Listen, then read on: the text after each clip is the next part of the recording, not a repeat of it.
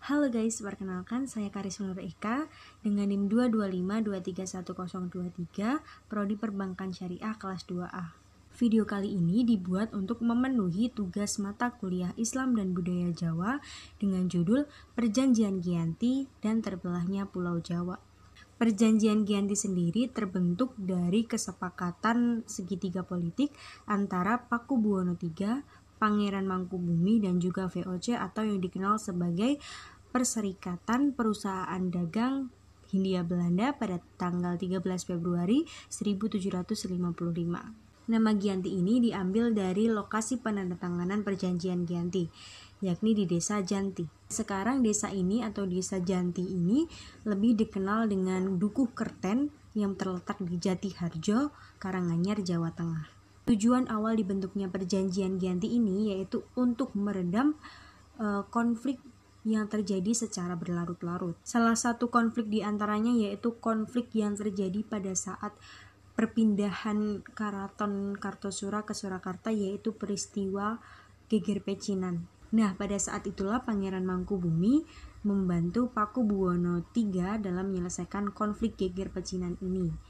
Hingga akhirnya konflik tersebut selesai dan Pangeran Mangkubumi dihadiahi sebidang tanah.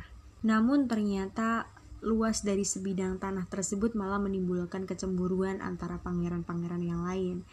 Hingga akhirnya salah satu pangeran menyatakan ketidakadilan kepada Gubernur Baron van Imhoff, hingga akhirnya gubernur tersebut membuat keputusan yang mengakibatkan tanah sebidang tanah tadi itu tidak jadi dimiliki oleh Pangeran Mangkubumi. Dan keputusan inilah yang membuat Pangeran Mangkubumi melakukan suatu perlawanan kepada Gubernur Baron van Imhoff tadi. Perlawanan dari Pangeran Mangkubumi kepada Gubernur van Imhoff ini malah menimbulkan kematian ribuan prajurit, hingga prajurit wanita pun juga ikut mati.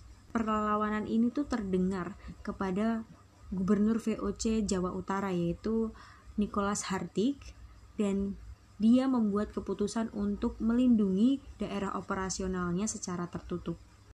Gubernur Jawa Utara ini melindungi daerah operasionalnya dengan cara membuat keputusan, yaitu berdiskusi dulu dengan Pangeran Mangkubumi dan ingin mengetahui apa yang diinginkan oleh Pangeran Mangkubumi.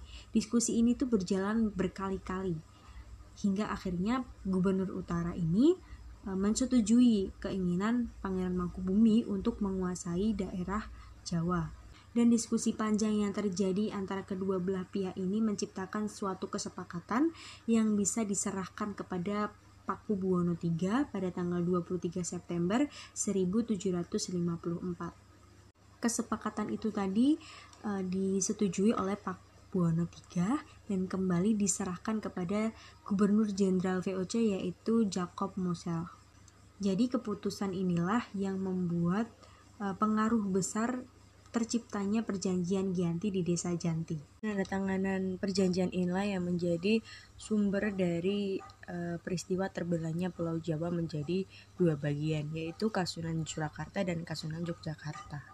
Dan hal inilah yang membuat Pangeran Mangkubumi naik tahta di Kasunanan Yogyakarta sebagai Sri Sultan Hamengkubuwono I. Ia naik tahta mulai sejak 13 Februari 1755 atau sejak ditandatanganinya perjanjian Giyanti tersebut. Lalu Pangeran Mangkubumi mengikuti sebuah pertemuan yang bertujuan untuk menentukan atribut-atribut keraton setiap masing-masing daerah, seperti keris dan belangkon, karena setiap daerah Yogyakarta dan Surakarta itu berbeda. Aspek-aspek pembagian lain yaitu seperti bahasa dan juga pembagian wilayah. Namun pembagian wilayah ini masih agak terbilang sulit karena pembagian wilayahnya belum ditentukan dalam isi perjanjian Giyanti tersendiri. Jadi pembagian wilayahnya itu masih tertumpuk-tumpuk. Jadi belum tahu mana bagian wilayah Surakarta dan mana bagian wilayah Yogyakarta. Salah satu cucu dari Pakubuwono III yaitu Raden Mas Said atau yang dikenal sebagai Pangeran Sambernyawa melakukan pemberontakan pasca perjanjian Giyanti. Pemberontakan ini berlandaskan karena Pangeran Sambernyawa menuntut haknya untuk menguasai wilayah Jawa. Karena pemberontakan ini terus berlangsung, akhirnya pihak VOC menandatangani Perjanjian Salatiga yang membuat tanah Jawa kembali terbagi. Isi Perjanjian Salatiga ini menyatakan bahwa Pangeran Sambernyawa mendapatkan sebagian wilayah Surakarta yang dikenal sebagai Kadipaten Mangkunegaran.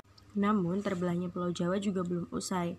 Pada saat kepemimpinan Jenderal Thomas Stamford Raffles, Yogyakarta melahirkan wilayah baru yaitu di Pakualaman.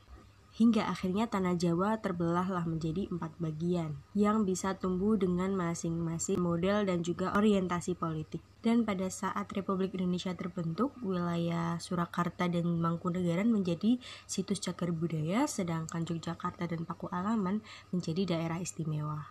Oke, itu tadi peristiwa dari terbentuknya Perjanjian Giyanti dan terbelahnya Pulau Jawa menjadi 4 bagian. Terima kasih sudah menonton. Sampai jumpa.